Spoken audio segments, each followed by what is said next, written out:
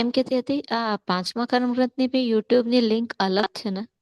હા, ના એક એક આપે એક સેન્ડ કર. લિંક ઉપર બે છે. હું તમને વ્યૂ લાગે તો ગ્રુપની અંદર બંને લિંક હું મૂકી દઉં છું. હા જી. એક કારણ લિંક, કે પરમ દિવસે ખાલી છઠ્ઠાની છે, પાંચમાની નથી એટલે. હા વાંધો નહીં. આમ તો એક જ ચેનલ ઉપર બંને છે. તમે સર્ચ કરો તો તમને મળી જાય, કોઈ વાંધો નથી. હું બંને તમને મોકલી દઉં, પાંચમાની અને છઠ્ઠાની અલગ અલગ. જી જી. હમ. એટલે આખું પ્લે ગ્રુપ જ છે એનું. એટલે એક જ લિંક ઉપર તમને બધી જ રેકોર્ડિંગ મળી જાય. એટલે લાસ્ટ સમજે મને એનામાં પૂરી છઠ્ઠાની સિરીઝ આવે છે, પાંચમાની નથી આવતી. હમ. અને જે આ ક્લાસનો જે પાસ્ટ રેકોર્ડિંગ છે ને એનામાં ઝૂમ નહીં થતું. મેં ટ્રાય કર્યું, અક્ષર બહુ જ ઝીણા છે અને યુટ્યુબ ઉપર ઝૂમ થાય છે માટે કરું છું. બરોબર છે. ઝૂમમાં પણ પેલો યુટ્યુબમાં પણ ઝૂમ કરવાની છે, હા સ્પેશિયાલિટી હોય જ છે. એ તમારે કરવું. યુટ્યુબ ઉપર થાય છે, આ પાસ્ટ રેકોર્ડ ઉપર નહીં થતી કરું. હા, ટેલિગ્રામ પર નથી થતી. જી જી. હમ.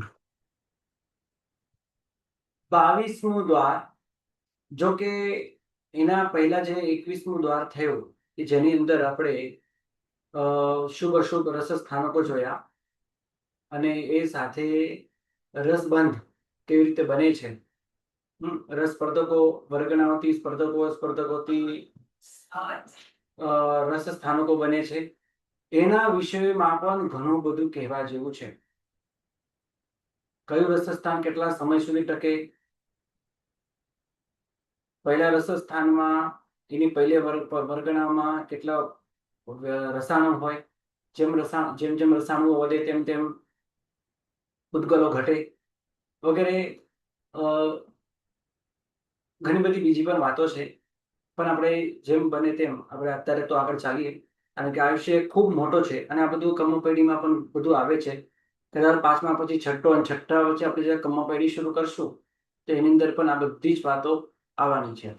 જેમાં પંચ સંગ્રહ પહેલો, બીજો અને ત્રીજો ભાગ કરો, અથવા બીજી બાજુ તમે કમ્મપેઢી કરો જેની અંદર 8 કરણ છે. બંને સમાન જ છે, થોડોક ફરક આવશે મતાંતરોમાં, બાકી તત્વ એક જ છે. તમે પંચસંગ્રહ ભણો કે પછી તમે કમ્મપેઢી કરો. અત્યારે તો આપણે પાંચમા કર્મગમાં છે, એના પછી છઠ્ઠા કર્મગમાં પ્રવેશ કરશું, છઠ્ઠા કર્મગમ પછી આગળ આપણે કર્મપેઢીમાં પ્રવેશ કરશું.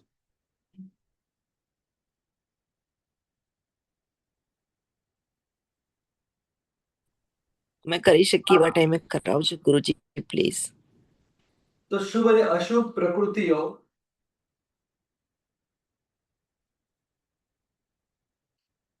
ગયા ક્લાસમાં આપણે આજ વાત કરી હતી, એક ઠાનીય રસ, બે ઠાનીય રસ, ત્રણ ઠાનીય રસ અને ચાર ઠાનીય રસ કેવી રીતે બંધાય. સહજ સ્વાભાવિક રસ જે હોય તે એક ઠાનીય રસ છે. અશુભ કર્મોનો એક ઠાનીય રસ પણ હોય અને શુભ કર્મો પણ એક ઠાનીય રસ હોય. એટલે અત્યારે તો દ્રષ્ટાંતમાં તો આપણે એમ જ સમજવાનું કે છે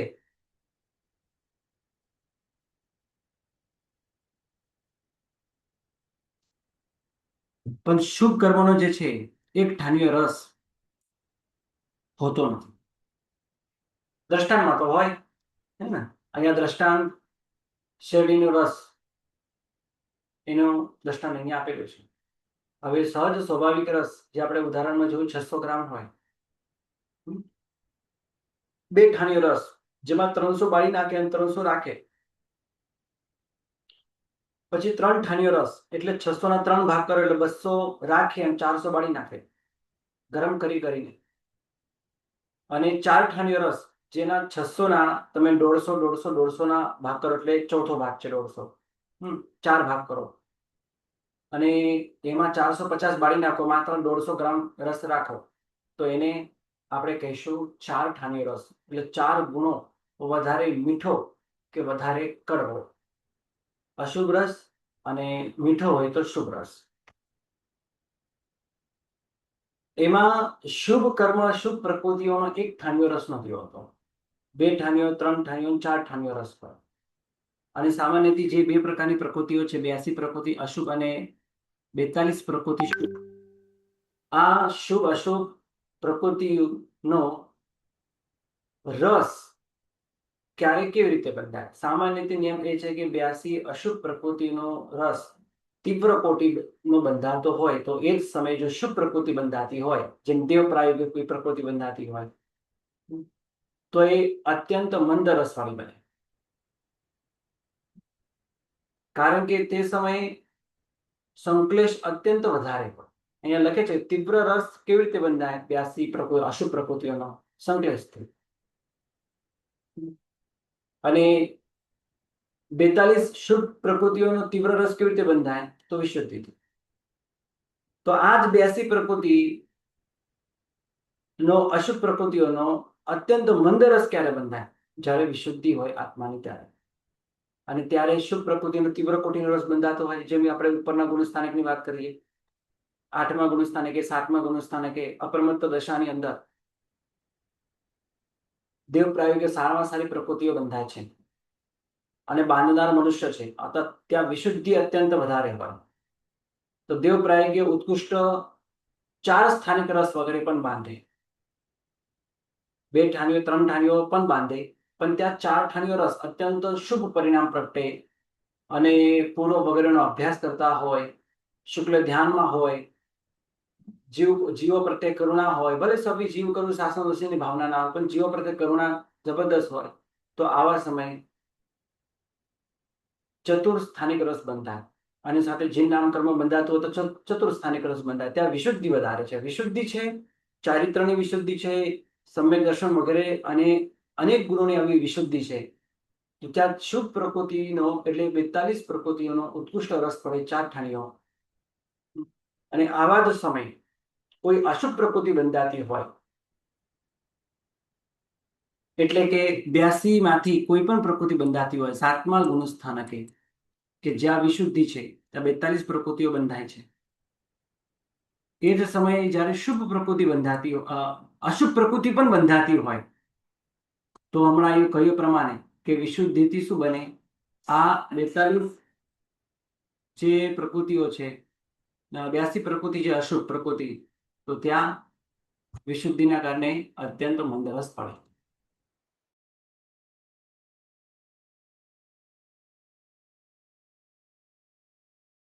ઓકે, હવે તમે કહો કે સાતમા ગુણ સ્થાને આટલી બધી વિશુદ્ધિઓ તો ત્યાં અશુભ પ્રકૃતિ બાંધે? હા, બાંધે. અશુભ પ્રકૃતિ બાંધે, જેમ કે જ્ઞાનાવર્ણ્ય 5 છે, અંતરાય 5, દર્શનાવર્ણ્ય 4, આ બધી અશુભ પ્રકૃતિઓ બંધાય છે.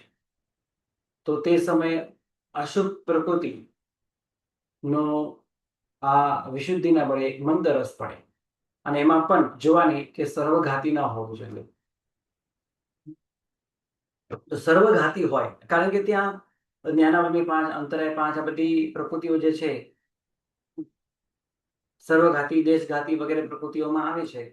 તો નીચે એનો થોડોક ખુલાસો એમને કરી આપ્યો છે કે સર્વઘાતી 20 પ્રકૃતિઓ જે છે, કઈ કઈ સર્વઘાતી 20 પ્રકૃતિઓ આવે? બોલો, સર્વઘાતી 20 પ્રકૃતિઓ કઈ કઈ યાદ છે? ઘાતી અને અઘાતી દ્વારની અંદર આપણે આની વિચારણા કરેલી છે. જે ઘાતી પ્રકૃતિ છે એમાં સર્વઘાતી પ્રકૃતિ અને દેશઘાતી બે, આમ 45 પ્રકૃતિઓ છે. એમાં જ્ઞાનાવર્ણ્યમાં 1 કેવલ જ્ઞાનાવર્ણ્ય, દર્શનાવર્ણ્યમાં 4, 6 એમાં કેવલ દર્શનાવર્ણ્ય અને 5 5 નિદ્રા. 5. અને મોહનીયની અંદર 13 પ્રકૃતિ આવે: મિથ્યાત્વ મોહનીય, અનંતાનુબંધીય, પ્રત્યાખ્યાનીય, પ્રત્યાખ્યાન, સંજોલન નહીં આવે.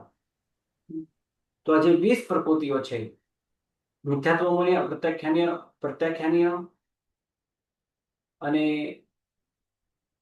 નિદ્રા 5, કેવલ દર્શનાવર્ણ્ય, કેવલ જ્ઞાનાવર્ણ્ય, આ 20 પ્રકૃતિઓનો 2 ઠાનીઓ, 3 ઠાનીઓ, 4 ઠાનીઓ રસ બંધાય.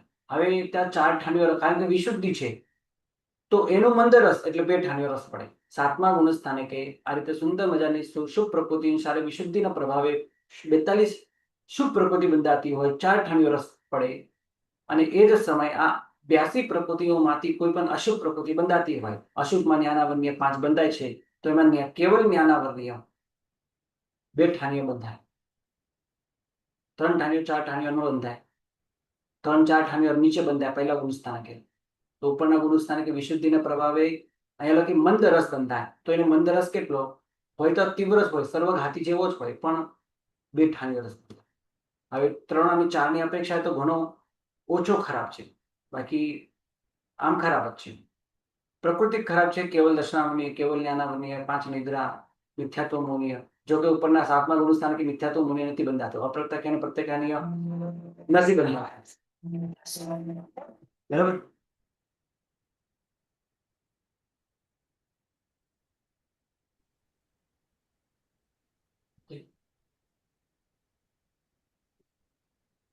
અને દેશઘાતી જે 25 છે, જેમાં જ્ઞાનાવર્ણ્ય 4 છે, દર્શનાવર્ણ્ય 3 છે, બાકીની કારણ કે 6 તો ઉપર આવી ગઈ.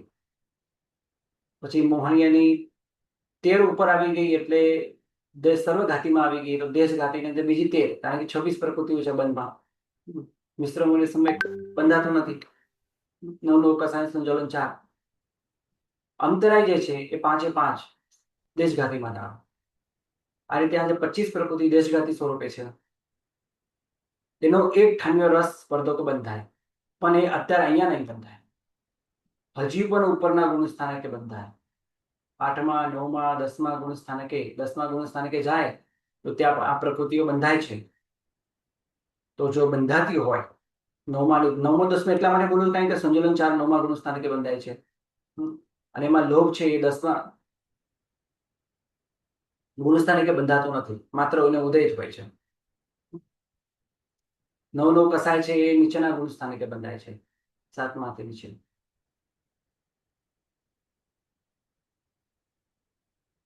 એમાં નપુંસક ભેદ પહેલે જ બંધાય વગેરે, એ બધું તમે સમજી લેજો કયા ગુણ સ્થાનકે કઈ પ્રકૃતિઓ બંધાય. સ્ત્રી ભેદ પહેલે બીજે બંધાય, પુરુષ ભેદ 9મા ગુણ સ્થાનક સુધી બંધાય, એટલે કસાય પહેલા. તો એનો બંધ વિચ્છેદનો કાળ બહુ નજીક આવે. જે ગુણ સ્થાનકે એનો બંધ વિચ્છેદ થતો હોય એ ગુણ સ્થાનકે એમાં સર્વઘાતી પ્રકૃતિ જો 25 હોય તો 1 ઠાનીઓ રસ બંધાય, કારણ કે ત્યાં વિશુદ્ધિ સૌથી વધારે છે. અને વચ્ચેના ગુણ સ્થાનકે 2 ઠાનીઓ રસ બંધાય, પણ આ 2 ઠાનીઓ રસ 2 પ્રકારનો.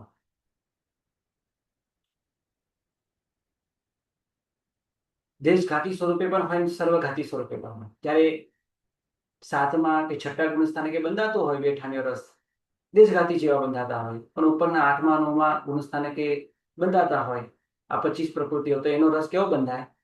મંદ બેઠાણીઓ, એટલે કે એને દેશઘાતી કહેવાય. એટલે બેઠાણીઓ રસ જે છે એ દેશઘાતી સ્વરૂપે પણ બંધાય અને સર્વઘાતી સ્વરૂપે પણ બંધાય. આમ 3-4 ઠાણીઓ રસ જે છે એ પહેલે, બીજે, ત્રીજે આવા ગુણસ્થાનકે બંધાતો હોય છે. ચોથે, પાંચમે, છઠ્ઠે, સાતમે આ બધા ગુણસ્થાનકે બે ઠાણીઓ રસ સર્વઘાતી રૂપે બંધાય.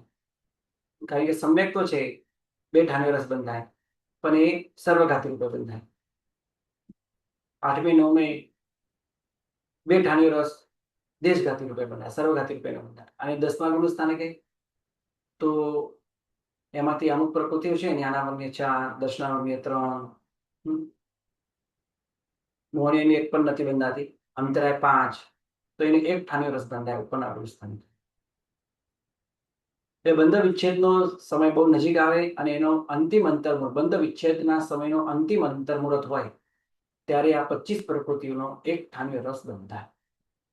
એ પણ એક ઠાણીઓ રસ બંધાય અને એના પહેલા, અંતર્મુહૂર્ત પહેલા મંદ બે ઠાણીઓ રસ બંધાય જે દેશઘાતી સ્વરૂપે હોય. અને એની નીચે, એટલે એના પણ અંતર્મુહૂર્ત પહેલા, એટલે બે અંતર્મુહૂર્ત પહેલા, એમ કલ્પના કરી શકો. ખોટી કલ્પના નથી. બે અંતર્મુહૂર્ત પહેલા ત્યાં સુધી તીવ્ર બે ઠાણીઓ રસ બંધાય જે સર્વઘાતી સ્વરૂપે છે. અને એનાથી પણ નીચે 3 ઠાણીઓ, 4 ઠાણીઓ રસ બંધાય પહેલા ગુણસ્થાને.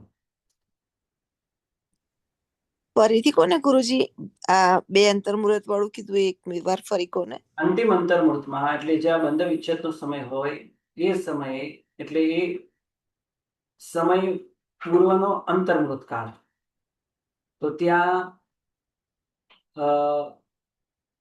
આ પ્રકૃતિ બંધાય. એ કેવી બંધાય? એમાં જો દેશઘાતી 25 માંથી બંધાતી હોય, જ્ઞાનાવન્ય 4, દર્શનાવન્ય 3, અંતરાય 5, કેટલી પ્રકૃતિ થઈ? 12 પ્રકૃતિ થઈ. આ 12 પ્રકૃતિ આ 25 માંથી જ છે, બરાબર? તો 10મા ગુણસ્થાને કે આ 25 માંથી એક ઠાણીઓ રસ બંધાય બધા. 10મા ગુણસ્થાને કે આ 25 માંથી જે 12 પ્રકૃતિ બંધાય એનો રસ 10મા ગુણસ્થાને કે એક ઠાણીઓ બંધાય. અને એના નીચેના ગુણસ્થાને કે એ જ પ્રકૃતિઓનો બે ઠાણીઓ રસ બંધાય. અને કેવો હોય? દેશઘાતી છે.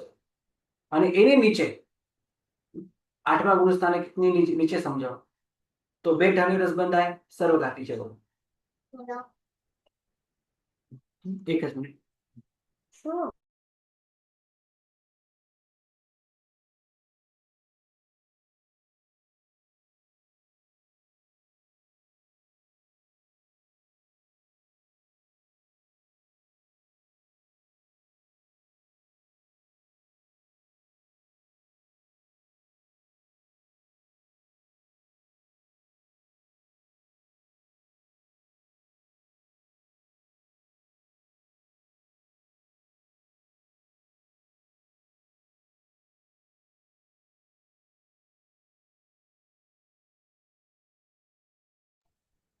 બોલો, બરાબર છે? એટલે ગુરુજી બીજા કર્મગ્રંથમાં આપણે બે ઠાણીયાના મંદ, મધ્યમ ને તીવ્ર કર્યા, તેમાંથી મંદ જે છે એ દેશઘાતી અને મધ્યમ ને તીવ્ર બે ઠાણીઓ છે એ વાળું સર્વઘાતી, એવી રીતે હશે ને? જી. ધન્યવાદ ગુરુજી, પ્રણામ. સર એક ક્વેશ્ચન પૂછો છે, પૂછું? પૂછો.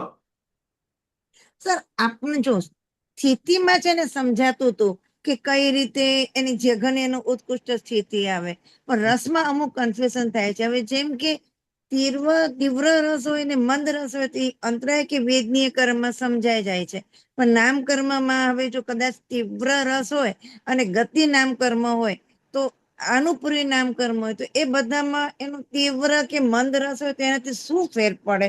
જેમ કે એકેન્દ્રિય જાતિ છે અને એમાં આપણે તીવ્ર રસ બાંધ્યો છે, યા મંદ રસ બાંધ્યો છે, તે બધામાં શું ફેર પડે એ ખ્યાલ નથી આવતો. એ હવે નીચે આવે, બધું નીચે આવવાનું છે.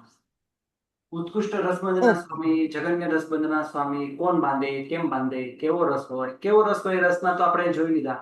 રસ સ્થાનકો અસંખ્ય લોકાકાશના આકાશ પ્રદેશ પ્રમાણ આવા અસંખ્ય રસ સ્પર્ધકો છે. અને એક રસ સ્પર્ધક, રસ સ્થાનકો, આવા એક સમયે એક જીવને એક જ હોય. પણ આ આટલા બધા ભેદો કેમ પડે છે? કારણ કે કસાયના પણ એટલા ભેદો પડે છે. એકચ્યુઅલી કસાયના જ એટલા ભેદો છે, માટે રસતાનો પણ આટલા બને છે. એ તો બરોબર સર, એ આવે છે નીચે કે જગન્ય અને ઉત્કૃષ્ટ રસબંધનના સ્વામી, એના સ્વામી તો ખ્યાલ આવી જાય, પણ જયારે એ ઉદયમાં આવે ત્યારે જીન નામ આવે, જો તીવ્ર રસથી બાંધ્યું હોય કે મંદ રસથી બાંધ્યું હોય, જ્યારે ઉદયમાં આવે ત્યારે એમાં શું ફેર પડી જાય? ઘણો મોટો ફરક પડે, ઘણો મોટો એ ફરક કઈ પડે. રીતે? એ કઈ હા, રીતે? હા, ઘણો મોટો ફરક પડે. હવે એક જ વસ્તુ બે વ્યક્તિને મળી હોય, બંને વ્યક્તિને એ વસ્તુ જોતી હોય, બંનેને ઈચ્છા છે કે આ વસ્તુ મને મળે. એકને મળી અને એને બહુ આનંદ થયો, અને એકને મળી, આનંદ થયો પણ બહુ આનંદ ન થયો. આનંદમાં પણ ફરક હોય કે ના હોય? જેની ખુશી થઈ હમ એ ખુશીમાં ફરક હોય કે ના? હવે ઉદાહરણ આપજો.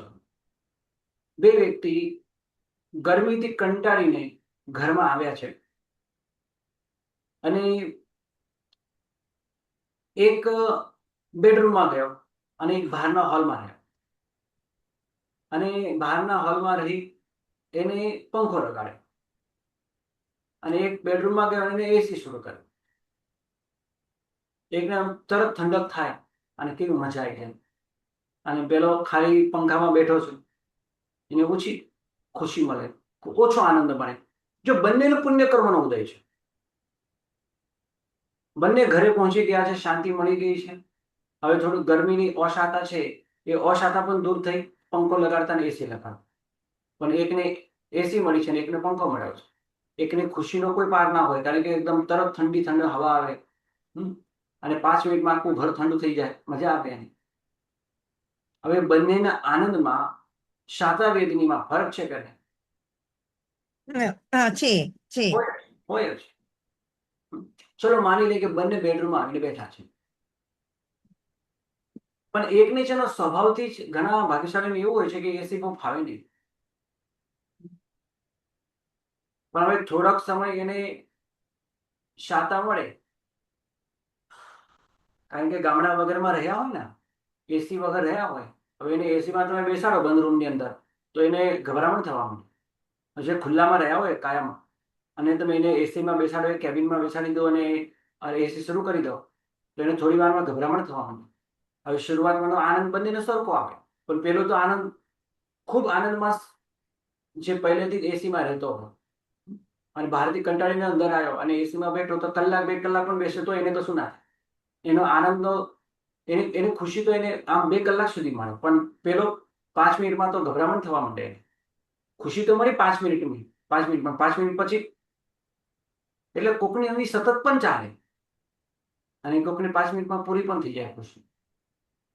તો જે આનંદ મળે, હમ જે શાતા વેદનાનો ઉદય થાય છે, એ ઘણા સમયનો પણ હોઈ શકે, સમયની દ્રષ્ટિએ પણ ફરક પડે, ઉપયોગની દ્રષ્ટિએ પણ ફરક પડે, અનુભવની દ્રષ્ટિએ પણ ફરક પડે. કોઈ તો પંખામાં સર બેસે, ગતિ કોઈ નામ એસીમાં બેસે, કર્મ, કોઈ બહાર બેસે, કોઈ અંદર બેસે, કોઈ 2 કલાક એસી રાખે, કોઈ 5 કલાક એસી રાખે, કોઈ 5 મિનિટમાં જ કંટાળી જાય. આ બધું શક્ય છે. આ બધું શાતા વેદની આપણે છે પૂર્વ અવસ્થામાં જુદા જુદા અધ્યવસાયમાં આવી, જુદા જુદા કસાયના માધ્યમે જુદા જુદા રસસ્થાનકો આપણે જે બાંધ્યા છીએ, એ અનંતી ક્વોન્ટિટીમાં છે. એટલે પૂતગલો બાંધ્યા છે એ અનંત ક્વોન્ટિટીમાં છે, અને એનો ઉદય થાય તો આપણને શાતા વેદી વગેરેનો ઉદય થાય. બોલો. સર તો જીન નામ છે, ગતિ નામ કર્મ છે, કે આનુપૂર્વી છે, એ જાતિ છે, એ બધામાં કેવી રીતે ફેર પડે? બહુ મોટો ત્યાં પણ ફરક હોય છે, ત્યાં પણ ઘણો મોટો ફરક હોય છે. ગતિ વગેરેની પ્રાપ્તિ થયા પછી પણ ઘણા ભાગ્યશાળીઓની ગતિ ન ગમે. હવે ત્રિયંચોને પણ ત્રિયંચ થવું ન ગમે. ત્યાં ગયા પણ એમ લાગે હું આમના જેવું મનુષ્ય હોત તો કેટલું સારું હોત. હવે એના મનમાં આવો વિચાર આવે, ના કોઈને કહી શકે, ના કોઈને બોલી શકે, પણ મનની અંદર તો દુભારા કરે, ક્યાં હું આ ખરાબ ગતિમાં આવ્યો.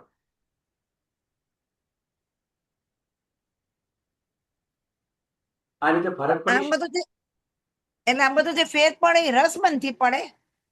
રસબંધી પણ પડે, ક્ષયોક્ષમના માધ્યમે પણ પડે,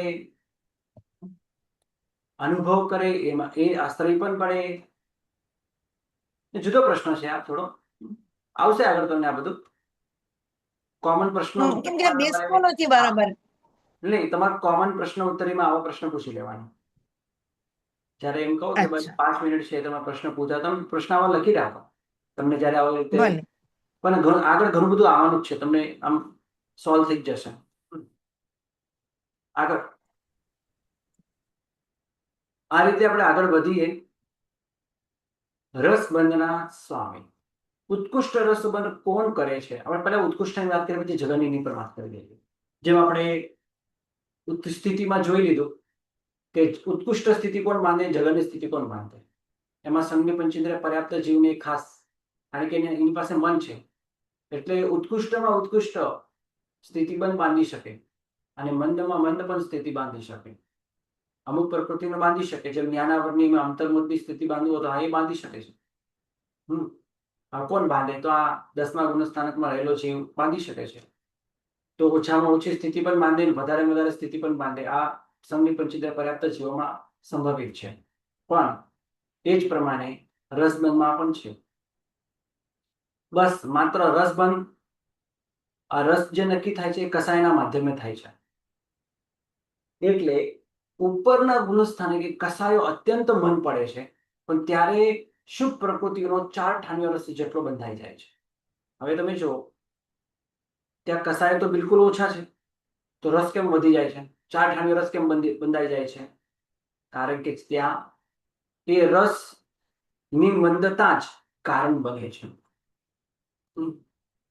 આ જ પ્રકૃતિ બાંધતો હોય પહેલા ગુણસ્થાનકે, દેવ પ્રાયોગિક પ્રકૃતિ પહેલા ગુણસ્થાનકે પણ બંધાય, પણ ત્યાં વિશુદ્ધિ બિલકુલ ન હોવાના કારણે, ત્યાં કસાયનું પ્રમાણ વધારે હોવાના કારણે દેવ પ્રાયોગિક પ્રકૃતિ બંધાતી હોય પણ એમાં રસ બહુ ઓછો પડે. જ્યારે પણ દેવ ગતિ મળે, દેવપણું પ્રાપ્ત થાય, તો એને એટલી મજા ના આવે જેટલી મજા એની પહેલા આવી જોઈએ. અને આ જ વસ્તુ 12મા દેવલોકમાં, 12મા દેવલોકમાં, નવગ્રહિકમાં કે પછી 5મા ઉત્તરમાં ઉત્પન્ન થયેલા એ દેવતાઓને જે આંતરિક ને પણ બાહ્ય છે સુખ છે, પૌદ્ગલિક જે સુખ છે, જેમ તે વસ્તુની એમને પ્રાપ્તિ થઈ છે,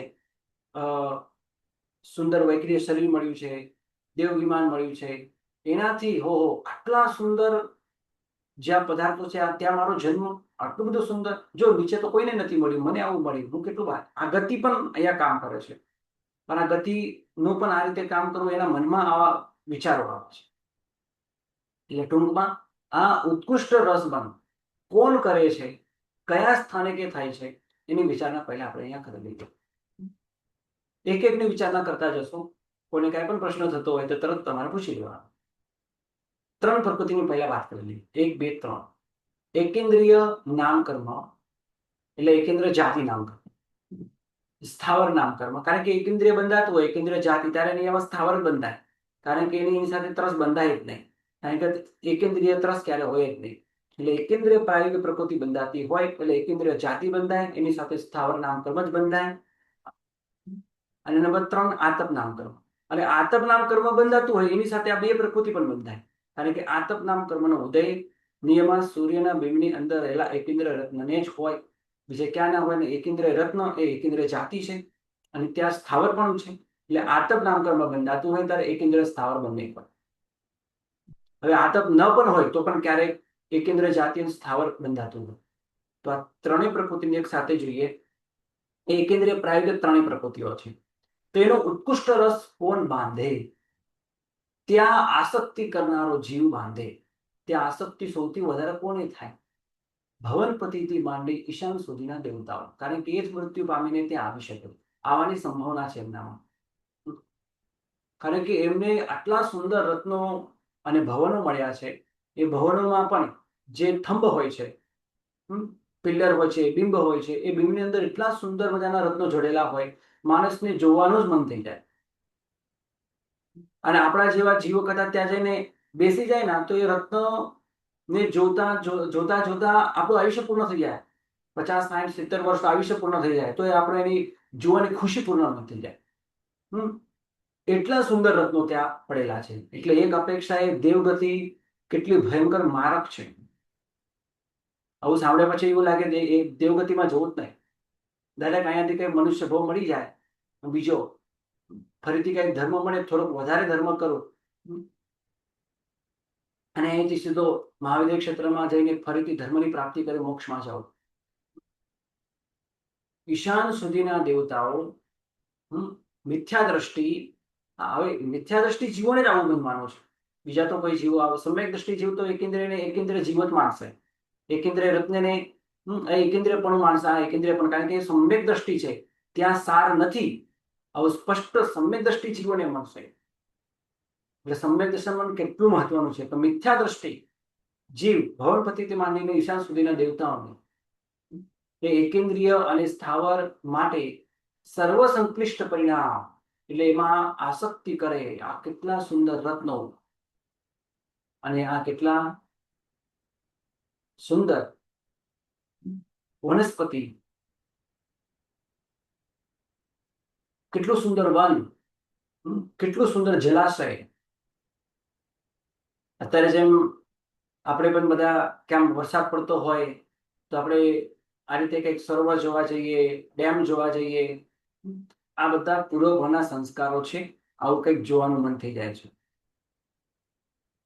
દેવગતિમાં આપણું ઘણું બધું આવું આપણે કરેલું હશે. કેટલા બધા સરોવરો હોય અને ત્યાં આસક્તિ કરે, અને ત્યાં જથ જલમ તથા વનમ, જ્યાં જલ છે ત્યાં વનસ્પતિ કઈ પણ વિરાધના. તો આ રીતે એકેન્દ્રિય સ્થાવર અને આતપ નામ કરવાને ત્યાં ઉત્પન્ન થનારા પ્રાય કરીને આવા દેવતાઓ હોય, કારણ કે ત્યાં ભયંકર આસક્તિ કરનારા દેવતા હોય, ભવનપતિથી માંડીને ઈશાન સુધીના. તો સર્વ સંક્લિષ્ટ પરિણામે મિથ્યા દ્રષ્ટિ જીવો પહેલા ગુણસ્થાને કે એકેન્દ્રિય નામ કર્મ અને સ્થાવર નામ કર્મ બાંધે, અને આતપ માટે તત્પ્રાયોગ્ય લેવાના. તત્પ્રાયોગ્ય વિશુદ્ધ પરિણામ. કારણ કે હવે આતપ પણ પ્રાપ્ત કરવું, પોતે ઠંડો પણ ના હોય, ગરમ પણ ના હોય, અનુષ્ણ હોય, ઉષ્ણ પણ નહીં અને ઠંડો પણ નહીં. અને પ્રકાશ કેવો આમ વિચિત્ર, આમ ગરમ ગરમ પ્રકાશ આપવાનો. તો આ રીતે પણ કોકને ગમે, કોકને આવું થવું ગમે.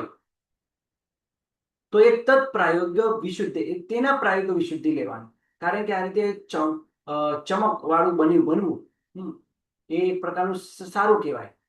તો એ તત્પ્રાયોગ્ય વિશુદ્ધિ લ્યો. હવે તત્પ્રાયોગ્ય આ શબ્દ ખાસ જોઈન કરવાનો.